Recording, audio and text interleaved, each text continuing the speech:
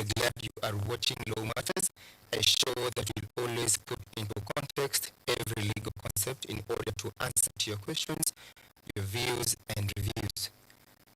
Don't forget to keep interacting with us on three media platforms, that is on Twitter, now X, at KUTV_Kenya, on Instagram at KUTV Kenya, and on YouTube, KUTV Kenya. Now, you're seated at home, and most of you have definitely read about world wars, and perhaps you're even watching what is unfolding in the current dispensation of new interstate wars. For the historians, you've probably read about the First World War, the Second World War, and even the Cold War. And still for the historians, you remember what happened especially during the Second World War, that is the years 1939 to around 1946, where the already defeated German Nazi and its allies were taken to courts, that is military courts, for the famous known Nuremberg trials.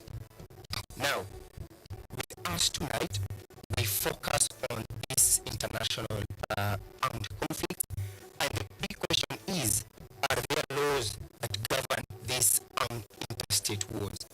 My name is Elvin Onsongo, and with us tonight is an expert on international humanitarian law. And before we delve very deep into this tonight's discussion, I will let my guest to introduce herself. Kindly. Good evening. My name is Faith Papella. I am a legal practitioner and advocate of the High Court. I teach IHL in universities. I'm also a lecturer, and I'm privileged to be serving as a legal advisor to the International Committee of the Red Cross.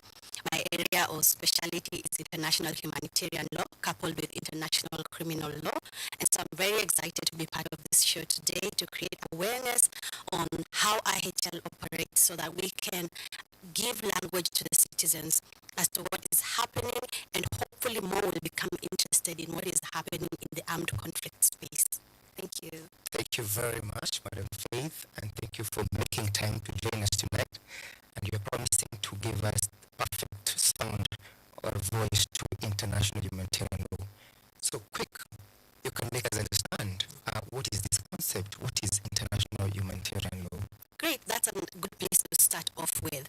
So international humanitarian law is the branch of international law that regulates armed conflict. So this area of law is geared towards protecting those who are no longer taking part in armed conflict, or those who are not taking part in armed conflict. So we're talking about civilians, we're talking about prisoners of war, and we're talking about those who have surrendered. And also, it is in that two-armed approach, it also limits the means and methods of warfare. So IHL says that yes, there is military necessity, but it is not unlimited. You may not use all weapons within your disposal to subdue the enemy. IHL goes into the regulation of what you may use in times of armed conflict. So that is what IHL is, the law that then now regulates conduct of hostilities and regulates armed conflict as we know it. So, Madam Faith, you're telling us that international humanitarian law regulates the conduct of wars and that it does not stop. Why does it not speak about stoppage of war? Why regulate it and not stop war? Great. So when we talk about international law, as I said, international humanitarian law falls within the ambit of international law. So when the authors and the historians who are coming up with the framework of international humanitarian law were coming up with the treaties that could regulate it, they needed international support in order to get there. And so at that point in history, it was important to distinguish between the law that permits the use of force, what we call jus in bello, and the law that is then used in times of armed conflict, the law that regulates the conduct. And this was important in order to secure consensus for the regulation of the conduct of hostilities. And so the United Nations then was tasked in 1945 upon its creation with the protection, with the being able to promote international peace and security. And so that became their core function. And under the UN Charter, then we had the grounds for use and force. So that became the branch of international law that regulates the use of force. IHL, however, then became a distinct branch of law, what we call lex specialis, in the regulation of the conduct of hostility, so that we could secure consensus of states in the limitation of conduct of hostilities, as well as the protections of those who are no longer taking part in conflict. So that distinction became very important and still remains a core distinction when it comes to the operation of the law as we know it right now. IHL is not concerned at all with the reasons at which parties are going to war. IHL recognizes that military necessity is without in the current geopolitical space. However, IHL says that you will not fight in an unlimited way. We will not lose humanity in the quest to subdue the enemy. Great. Now, I think what you're telling us, Council, is that IHL acts as a referee. Yes. And that a party or civilians should not suffer unnecessarily as a result of armed conflict. Now, looking into that and having mentioned the term civilians, military, and perhaps combatant members of armed conflicts, what is the core aim of IHL, International Humanitarian Law, during war? What is the major core aim? I wouldn't say it is one, but it is two. So it is two-pronged. The two major concerns of IHL is the protection and the limitation. So under protection is what we call Geneva law. The IHL is strongly committed to the protection of persons who are not taking part in conflict. It is important that we ensure that those who have nothing to do with the conflict, who are not taking part in active hostilities, are protected. But also, under this other limb of it in the two-pronged approach is limitation. IHL is also strongly concerned with the limitation of the means and methods of warfare to ensure that the right weapons are being used, that we are not going into mass destruction and destruction of future generations airspace in the environment because we are at war in the current space. So I would say that IHL is concerned with those two arms of it, the two pillars, that protection of those who are not dealing with conflict and limitation of the means and methods of warfare. Thank you, Madam. When we started off the show, I remember giving an overview of the First World War and most importantly, the Second World War, which gave rise to what I call the Nuremberg trials. Now, could these historical happenings be part of the historical developments and what now gave the idea of coming up with IHL? So what is the exact historical development that now incited the development or the coming up with international humanitarian law? So when we think of IHL, and it's an approach that most historians take with IHL, is that they focus on when the codification began. But I would argue, as most scholars have also argued, that IHL has been present since beginning of time. So you know that even in biblical, depending on the faith that you subscribe to, all Abrahamic faiths acknowledge that there has been some form of IHL going on. Because as you note, IHL is the law that regulates armed conflict. And so you would see that even during times of conflicts in all these faiths, there has been noted rules of how they would go to war. They would say, do not attack women, do not attack children, do not attack these dams, do not attack. So there was a conduct that was going on. And even in our communities, And even also do not attack innocent men. exactly, do not attack men who have surrendered. There is no honor in attacking a surrendered man. All those things. And you would see even when we go even to the Viking times, the olden times when they would be fighting, even the Roman times, that whenever a man had put his sword down, then there was no honor in striking them. The honor was for them to pick up their weapon and fight. So IHL has been there prehistorically, even before its codification in the 1970s. So its written codification came up after Henry Dunant was in the Battle of Solferino. He witnessed a lot of atrocities that were going on during that time, and it triggered those who are wounded and were not being attacked. Able to call some Swiss participants, Swiss community and some key diplomats who were able to sit down and rally parties to have a conference in which in that conference is when we came up with the Geneva Conventions. The Geneva Conventions are the core conventions that cover IHL. And because of that, now the journey for codification began. But even still, without the codification, this is when the historical codification began. But even before that, IHL existed. IHL was not brought into force by the Geneva Conventions and the Hague laws that were created before that. It was merely codified. So we had IHL even prehistorically and even in our communities. And the reason why it's important to highlight that is because sometimes it is difficult to own that which you do not associate with. And sometimes parties to the conflict will look at, or even us as we sit here, you may look at this law as divorced from you. This is something that, came with a group of people that can be associated with the West. But even when you make reference to your communities, I'm sure your grandfather, and his great grandfather, when you sit down and discuss wars that happen in the community, would be able to tell you that during this time we would go to war and you could not attack women, you could not attack children. Those are tenets of IHL, just that they were not written down somewhere. So yes, they did influence the codification. The Nuremberg trials, the First World War and the Second World War, they did influence the codification, but we had IHL way before. That's very remarkable to make us understand that international humanitarian law existed pre-Geneva conventions, yes, and even the Hague Conventions. Yes. Now, somebody's sitting and watching this great conversation tonight, and they're wondering, or rather they have a confusion in their heads. We're talking about international humanitarian law, and there's also international human rights law.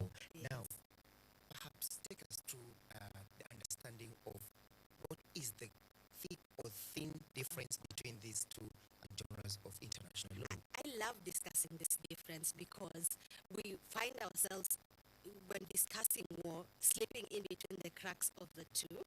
And it's very important to understand the difference because, for one can apply all throughout, but another is a specialized field. So IHL, as we know it, only applies during armed conflict. It will not apply for any other setting. It will only apply when a situation of violence has been classified as an international armed conflict or a non-international armed conflict. That is when it will apply. But international human rights law applies at all times. And so the example I like to use is, think of it as a spectrum between peace and war. Peace on one side, war on this other side. As we move through this spectrum, international human rights law codifies the fact that by virtue of us being human beings, and we are human beings at all times, right? By virtue of us being human beings, we are worthy of certain protections, we are worthy of certain dignities that cannot be taken away from us. The right to life, the right to property, the right to a good environment, right to education, all of this are codified within international human rights law. And they will apply during peacetime. Think of it like Kenya right now. Kenya is not at war, so there is no reason for IHL to apply. But right now, international human rights law applies. And then we move to other situations of violence. Remember, we said this is a spectrum. We're moving from one side to another. So we've moved from peace, and right in the middle, we have other situations of violence. When we talk of other situations of violence, we mean situations where there is either sporadic or coordinated acts of violence and use of force, but that have not escalated to the point in which we can classify the situation as an armed conflict. So for these situations, think of maandamano, think of civil unrest, think of civil disturbances that have happened but have not continued for a long time, or not have mass casualties and are not organized. So for those situations of violence, IHRL, International Human Rights Law, still applies, covering the parties and ensuring protection for those who are in those situations of violence. And so, for example, when you have discussions on regulation of force by the police in protests, you will rely on international human rights law. And then, on the other end of the spectrum, now we come to armed conflict. once a situation has been classified as an international or a non-international armed conflict, without fail, IHL applies. So think of it as a pyramid. IHL will stand at the apex whenever there has been a declaration of an armed conflict, regardless of whether the parties acknowledge it or not. As long as the situation is an armed conflict, IHL will prevail. And the reason why that distinction is also important is because it also speaks to the use of force in both situations. In international human rights law, says that the use of force is on a graduated scale. And that's why sometimes when you see use of force in some settings that of other situations of violence, there's mass cry out for justice, because force shouldn't be the first resort. Under international human rights law, force is the last resort. It's a graduated scale in which we have dialogue, we have non-lethal means, and then we have lethal means. But for armed conflict, from the get-go, use of force has been subscribed to. Use of force is legal.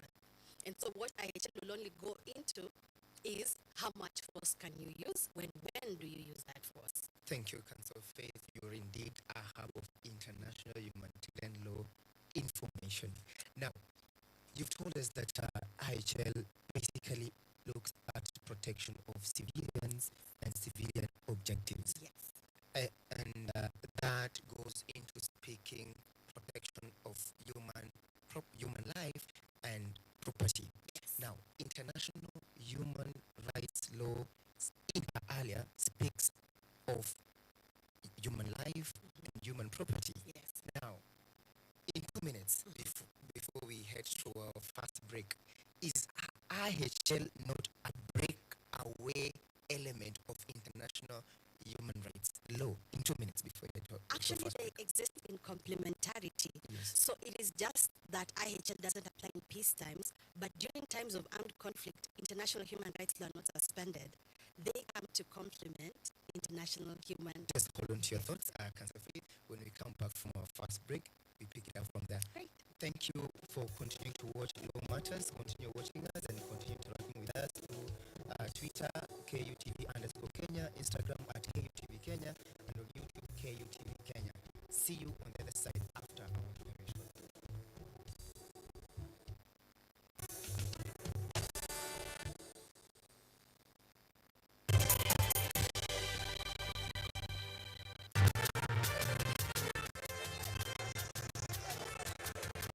Ni nguzo na uso wa jamii. Kupanda shuka akawa tuzo, ukakamavu wake, ukati na kumfanya mwenye bidii. Kwa machozi na makeke, akabaini jinsi ya kuweni. Huyu ni mwanamke ngangari, kwa jinsi alivyong'aring'ari. Usikose kutazama kipindi cha mwanamke mwake, nami Caroline Kimweli.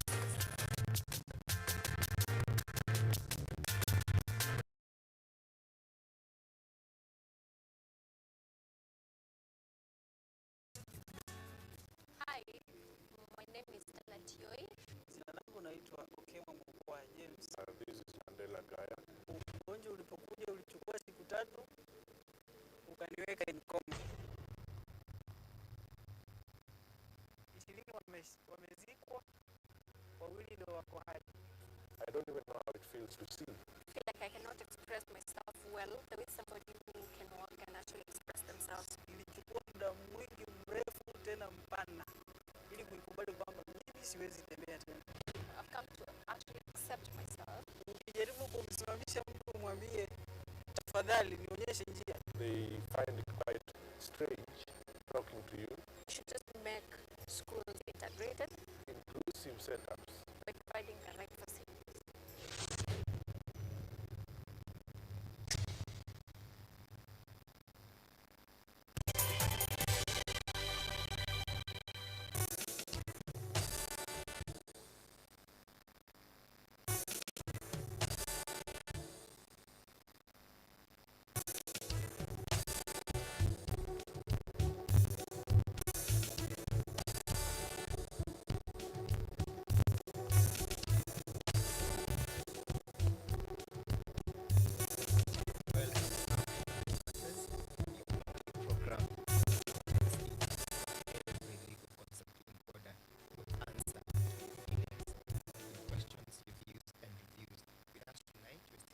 very privileged to have Council Faith Pepela, a hub of information when it comes to matters international humanitarian law. Now, Council, we pick it up from where we had reached, and you are to explain to us how this field of IHL is not a breakaway child from international human rights law. Yes. Yes. So, as I was explaining, international humanitarian law is a specialized field within international law, dealing just with armed conflict. However, its application is not divorced from international human rights law because, as I said, international human rights law resides within the fact that we are human and that dignity is accorded to us.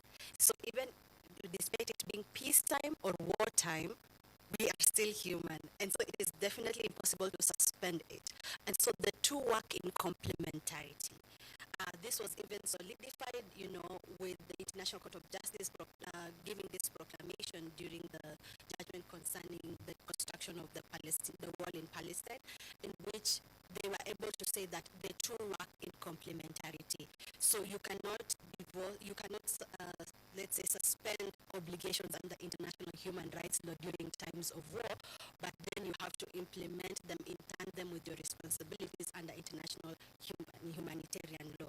So the two work very well in complementarity. It's just that in terms of armed conflict, IHL stands at the apex of application. Thank you, Council Faith. Now, you've told us that one of the major character or color of IHL is that it only applies during armed conflict. Yes. Or during war. Yes. And not during peacetime. Yes. In normal legal practice, we have instances where if I feel like someone is about to come and arrest me, an officer or an authority, I can move the court for what we call an anticipatory bail to stop a looming arrest on me. Now, if Kenya, for example, gets wind that we are about to be aggressed or we are about to be attacked by country X, can't we invoke IHL as an anticipatory measure or step to stop a looming war? Why can't we allow peaceful application or application of IHL during peacetime for anticipated aggression? So when we talk about anticipated aggression or even aggression as we know it under international law, this falls under the ambit of international law of the regulation of the use of force. And as we discussed before, regulation of the use of force by states is divorced from the application of international humanitarian law for purposes of preserving the integrity of the law itself towards the protection of the limitation. So within this confines of IHL, there is nothing within the body of IHL that is able to speak to anticipatory defense because it will only start applying dealing with the protection or the limitation. As long as there is no such trigger, there has not been armed conflict as at yet, IHL then cannot apply. That time is still considered a peacetime and it cannot apply. So that is the limitation with trying to maybe trigger anticipatory measures under IHL because IHL is very specific in its application. It only the first resort to force. So because there has been no force yet, IHL then would not be in application. But then there is no vacuum with regards to anticipatory self-defense because then that is covered under the United Nations Charter, but is also covered under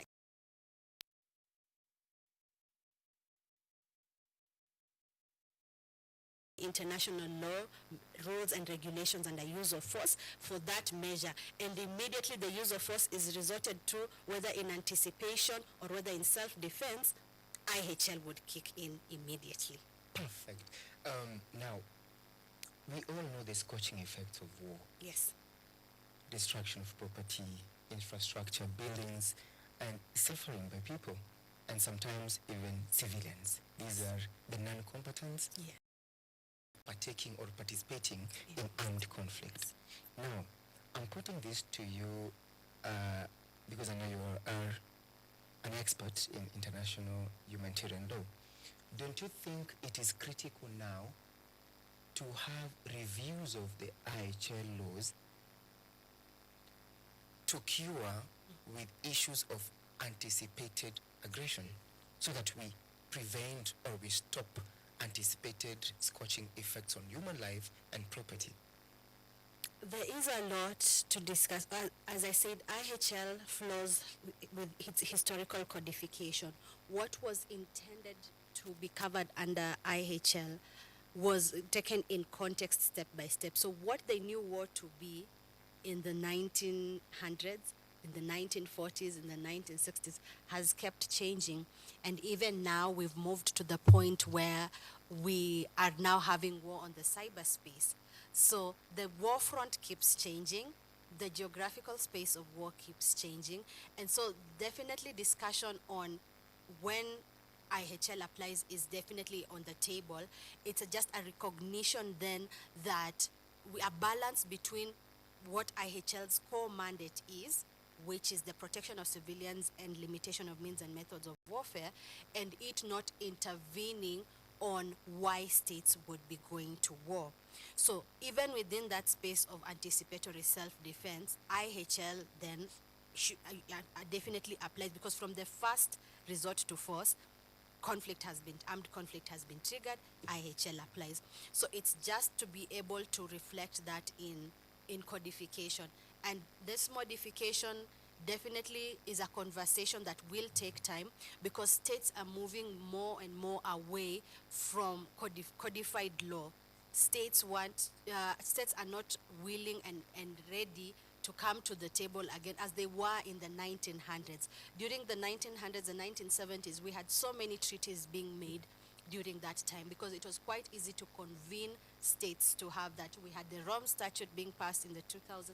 We had the Geneva Conventions being formed in the 1970s. But the current geopolitical climate is that states are very cautious with the commitments that they put down on paper. They're very cautious. And so I would say that we can still rely, the law has not left us as orphans.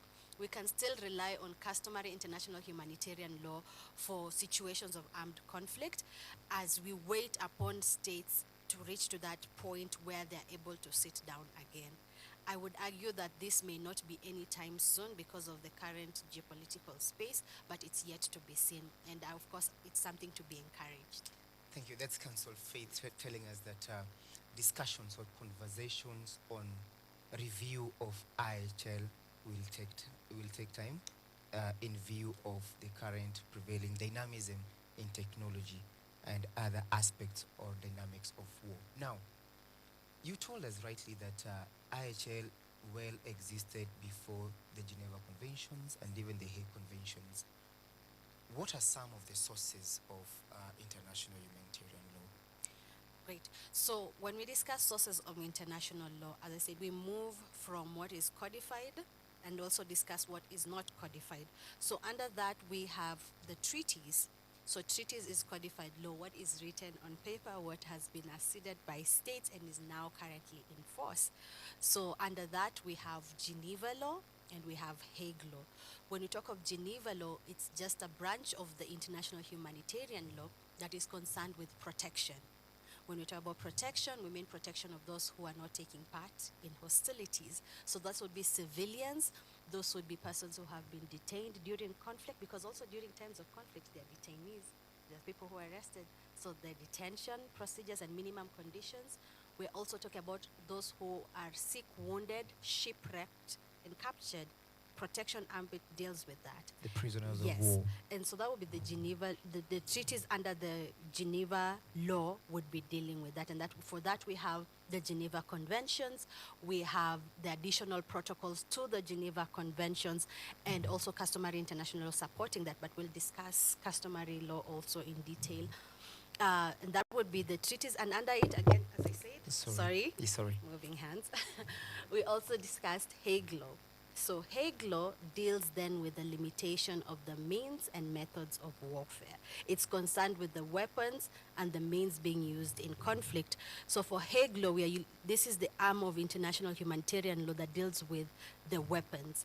So under it, we have the Hague Conventions that cover the means and methods of hostilities, straight from 1907. Then we have the weapons that are regulated, the Chemical Weapons Convention that bans use of chemical weapons. We have the Biological Weapons Convention that bans use of biological weapons. And these are all, as I said, as a result of the historical use of these weapons in time. We have conventional weapons Convention, CWC, which deals with conventional weapons. So IHL, the Hague law of it, is not just the laws that were formed in Hague, but the laws that are concerned with the weapons themselves, the use of the weapons.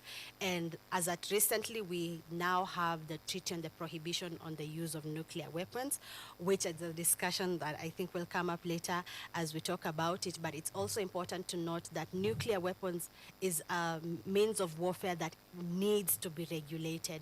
The effects are so profound that they cannot be left unchecked. So when we talk of treaties, we divide it into the Geneva, the Hague.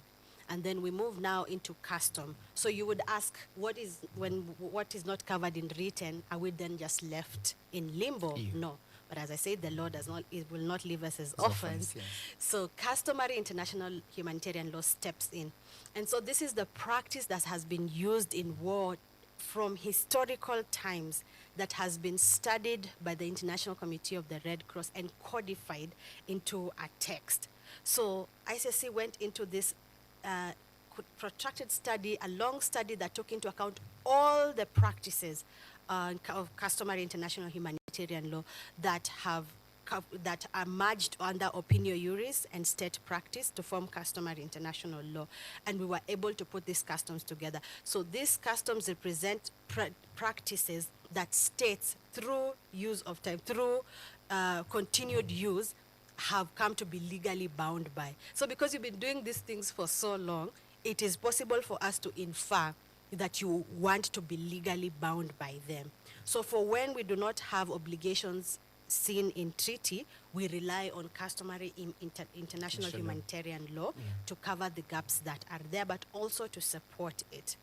That would go into that. And for some judgments and some distinctions that we look into that are peculiar matters of international law, we would also rely on general principles of international law. But for most part, you would find that treaty law and custom are able to cover the practice in good detail. Thank you, Council Faith. Now, having discussed those main sources of international humanitarian law, the general understanding is that for a treaty to be binding on a state is when the state has become a member state. It has signed into the treaty and, of course, ratified through, is it local or national legislation? Now, what you're telling us is if a combatant state or if a conflicting state is not a member state to either a Geneva Convention or a Hague Convention, it is well bound by the customary IHL. Is that what you're saying? Yes. So whenever we have a party that is not a party to, let's say, a party to the conflict that is not a member of the, let's say, Geneva Conventions, and I would argue that these are very few states, because the beautiful thing with the Geneva Convention is that it is one of the treaties that has attained universal ratification. I think as at now it is only about 2 or 3 states who have not ratified the Geneva, but we have a universal ratification of this treaty. And so it's a beautiful proclamation as to the importance of IHL.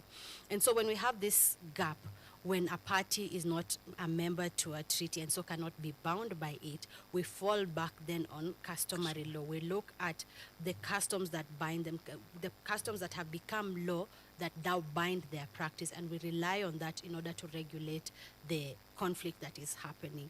And you will find sometimes they are few and in between. These are very exceptional cases. Thank you, Council Faith. Still to remind our viewers that continue interacting with us on Twitter, now X, at KUTV_Kenya, at Instagram, at KUTV Kenya, and on YouTube, KUTV Kenya. Now, Council Faith, take us through the scope of the applicability of IHL. So, as I said, IHL applies in armed conflict. And because we've discussed the spectrum from peace to armed conflict, one would ask then what then qualifies as armed conflict. So under IHL, we have two types of armed conflict. We have international armed conflict and we have non-international armed conflict. This distinction is on the basis of the parties to the conflict and not the location of the conflict. So for international armed conflict, as the name connotes, this is when one state is fighting against another state. When there is resort to force between states, this is an international armed conflict. However, there is an additional measure to it under the additional protocols that also military occupation.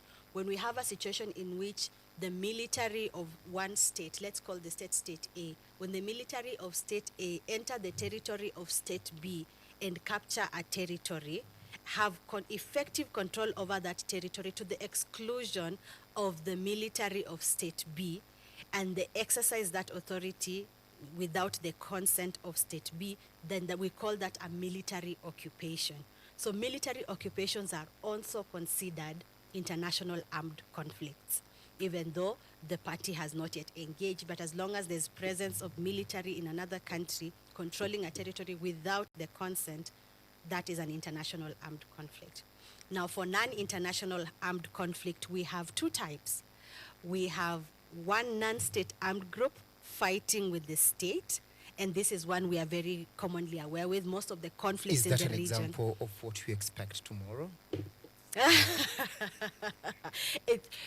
For conflicts, because of their fluidity. An internal armed conflict? With Mandamano, definitely not. Definitely not. Okay. IHL puts such a high threshold on what an armed conflict is, making it that to preserve also its importance and to preserve the protection ambit of it. So as I said, that would fall under other situations of violence, and I'll explain why. Because for non-international armed conflicts, what we call NIACs, we have either a non-state armed group fighting the state, or two non-state armed groups fighting each other in the territory of a state. But you would then ask, as you politely put it, what then would be considered a non-state armed group? Correct. Is it that when we gather together to fight the government? No. When we look at what a non-state armed group is, we would consider it through the filters of intensity and organization. So we're looking at the organization of the group itself. And for pointers of organization that point to this having acceded a point of being a non-state armed group, we're looking at it must have a command structure from top that is able to direct military operations. So the group itself must have a command structure that can give military guidance and military direct control to the group itself. We're looking at pointers such as their ability to recruit, their control over territory. We're looking at the ability to negotiate and conclude agreements. Those are pointers to organization as to non-state armed groups. You're looking also at what their ability to be able to conduct military operations within a region. So this cannot just be one-offs, or we're looking at coordinated military attacks within a region. So these are the pointers towards organization that are sometimes used to assess whether a group is organized enough to be a non-state armed group.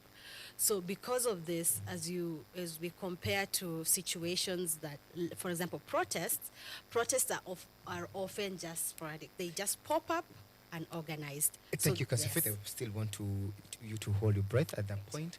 We will come back and you'll continue with the distinction between those two armed groups. So continue watching us, our viewers. Law Matters comes back shortly.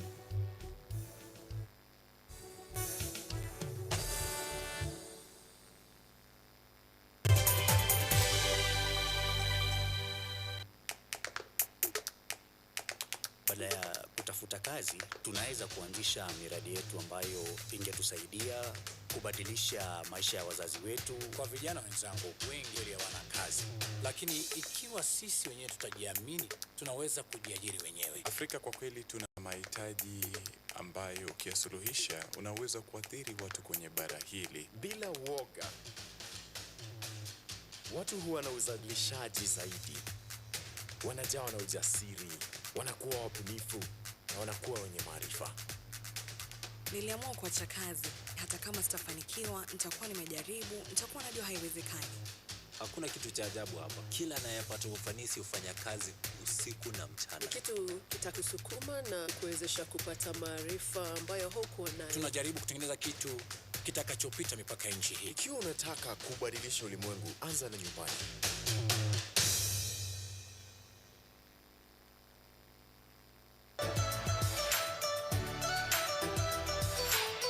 So my name is Jakub Petri. I'm Associate Professor in the Institute of Philosophy of Jagiellonian University in Krakow, Poland. And I'm the main coordinator of the CAFE project, which is being here hosted by Kenyatta University. My name is Ewa Hudoba. I am a project manager in this consortium. Keep watching cutting edge research at Kenyatta University Television. 2, 3, keep on going, 4, 5, 6, keep on going, 7, go for 8, give me 9, 10 more to go, 10, 9, good job, 8, low, squat, low, the rest, take it all the way up.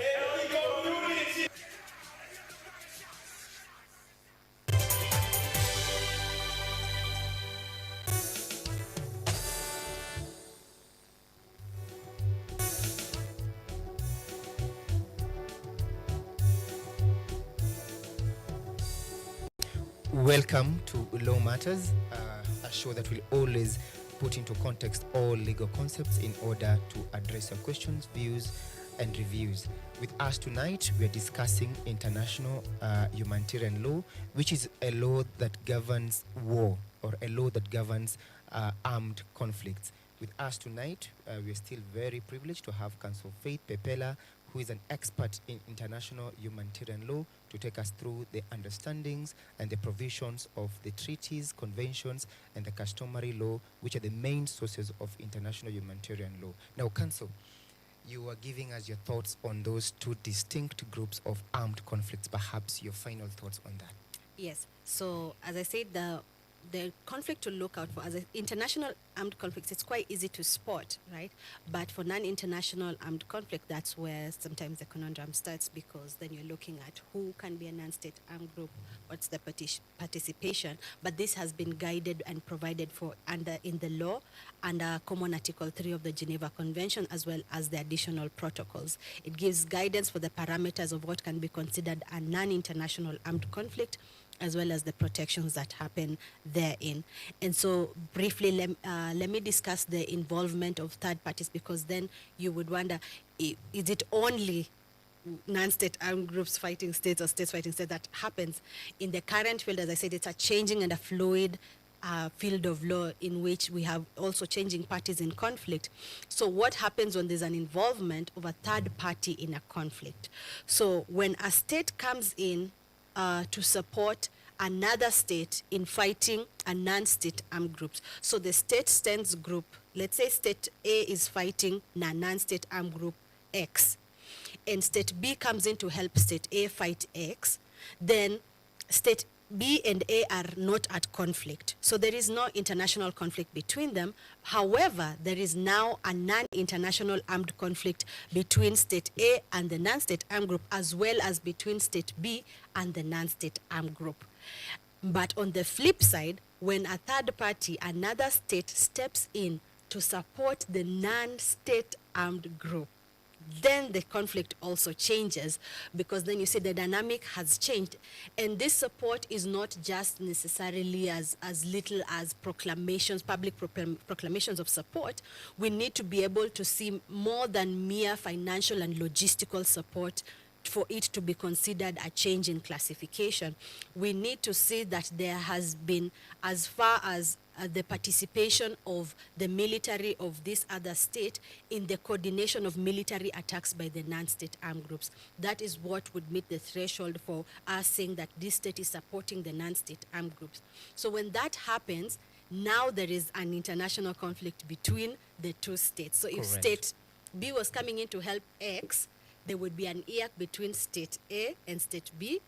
fighting, and that there would still be a continuation of the non-international armed conflict that is happening, and that is deemed internationalized. And for an easier way that is used to discuss it is a double classification, because both of them are happening at the same time.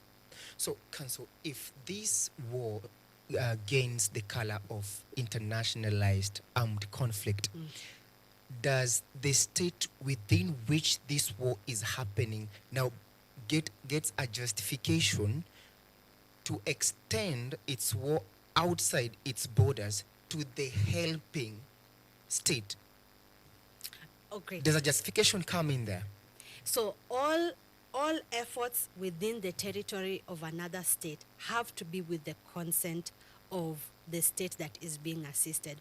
So even when we have missions or support missions, the state in which the conflict is happening has to consent to the presence of other troops within its territory. The law that guides the presence, this coordination of this consent, is public international law. Public international law speaks as to the coordination of that consent of boots on the ground for it. However, IHL will still guide that.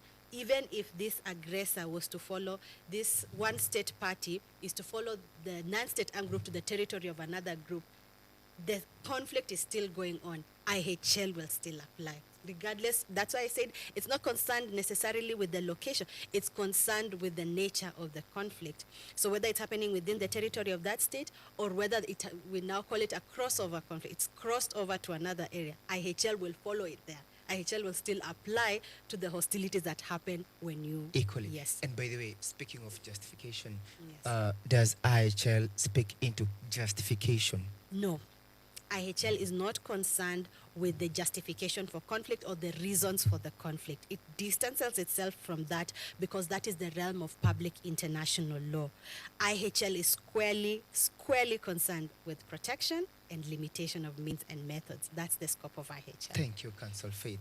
Now, within the scope of the applicability of IHL, what are the key principles that govern the application of IHL? That's a good discussion because these are the pillars, the tenets of IHL. Yes. Under IHL, when we speak of the principles of IHL, key amongst them is distinction.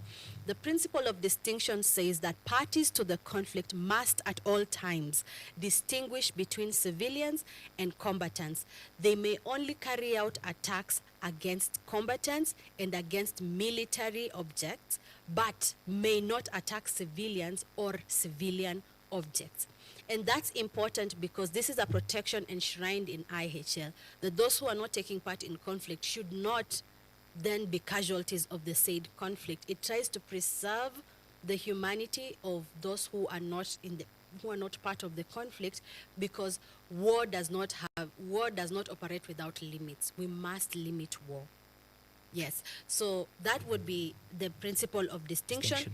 We also have the principle of... Before you go to another principle, still on the principle of distinction, yes.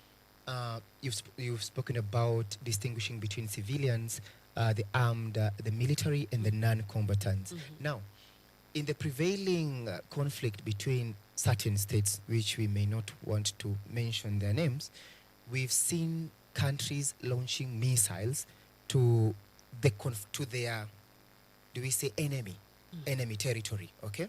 And what we see from the pictures is innocent people, children, women, and men running away in order to save their lives. Now, in this launch of missiles, is the principle of distinction well looked into when countries are hurling weapons or nuclears to one another? So where does the principle of distinction kick in, especially in that perspective? It's a good question, and it's a great way to guide me to the discussion of the principle of proportionality. Thank you. So they work in tandem. So distinction calls you to at all times distinguish. Now proportionality comes in, which has been the discussion online on this, was that is it that you can never attack these civilian objects? They stand unattacked, and unfortunately, no. So the principle of proportionality then guides us as to what happens when you have to attack the civilian objects, which would be the example that you've given, that for proportionality, that when there is legitimate cause, there has to be a concrete and direct military advantage to be gained from attacking these civilian objects once you have discovered or once they have lost their protection. And these civilian objects may only lose their protections for a time when they are being used by parties to the conflict as military objects. So they've not become military objects, but they are being used in a way that has, by their nature, use, and location, is providing a military advantage to another party. So under proportionality, we're saying that these attacks, that once you have to in carrying out the attacks, parties to the conflict must ensure that there is there's proportional use of force, but also that there is a concrete and direct military advantage to be gained from attacking the objects that they have deemed as legitimate targets. So in the example you've given, whenever parties to the conflicts globally assess a situation, so they would start with distinction. They would say, is this a military object or is it a civilian object? And a good example maybe would be a museum or a church or a hospital. And they would say it's a civilian object. And if it just so happens that there are combatants within this civilian object, or maybe the combatants are using this church, hospital, or museum as at their base of operations because they are aware that of its protected nature, then in assessing the concrete and direct military advantage to be gained from the attack, then the other party to the conflict is then allowed under IHL, after assessing this, to attack that object, but within the concrete and direct military advantage to be gained. Yes. Okay. Yes. Now, my very able directors whispered to me that we are running out of time and we have the final 3 minutes to conclude our tonight's discussion. Now, in your closing remarks to this topic, IHL as an expert and a hub of information in matters IHL, what are the challenges, in a nutshell, in 3 minutes, that we face in the contemporary times when it comes to implementing IHL principles and regulations? The main challenge, of course, being faced is one that is not a stranger to international law. It's the lack of political goodwill in implementation of IHL. So we are seeing a situation in which states which have ratified the Geneva Conventions and are party to IHL treaties, both Geneva and Hague Law, are failing to observe their obligations under IHL, but they cannot be held accountable because of the current geopolitical structures. So that lack of political goodwill to follow through and using IHL as an excuse to commit crimes as opposed to the protection nature it was designed for is a big challenge that we're experiencing right now, and is one that needs more states to rally, to come together in order to be able to hold accountable states that are violating IHL. That's the key challenge that IHL is facing. Another is urban warfare. The last one, perhaps. Yes. Yes. So we're facing a situation in which conflicts used to happen in secluded areas in the forest, in olden times. But now conflicts are happening in cities. Cities are being targeted during times of conflict. And because of that, distinction is not being able to be, the principle of distinction is not being able to be applied correctly, because when you attack urban areas, it's very possible that you will hit civilian objects, and that is a war crime. And so that urban warfare begins to affect the application of IHL. So those are the two that I'd speak of, but again, there are more. Thank you, Council Faith Pepela. I know you needed more time. Yes. And I think I will make a petition for this, that we need part 2 of this great discussion of IHL. Thank you, our viewers of Law Matters, for being with us and walking through this journey tonight of international humanitarian law. Until we meet again next week, same time, same place, continue being with us and interacting with us. And do not forget to follow us on Twitter, that is KUTV_Kenya, on Instagram at KUTV Kenya, and on YouTube, KUTV Kenya. I have been your able host, Elvin Onsongo. Until we meet again, Take care and have a great evening. Good night.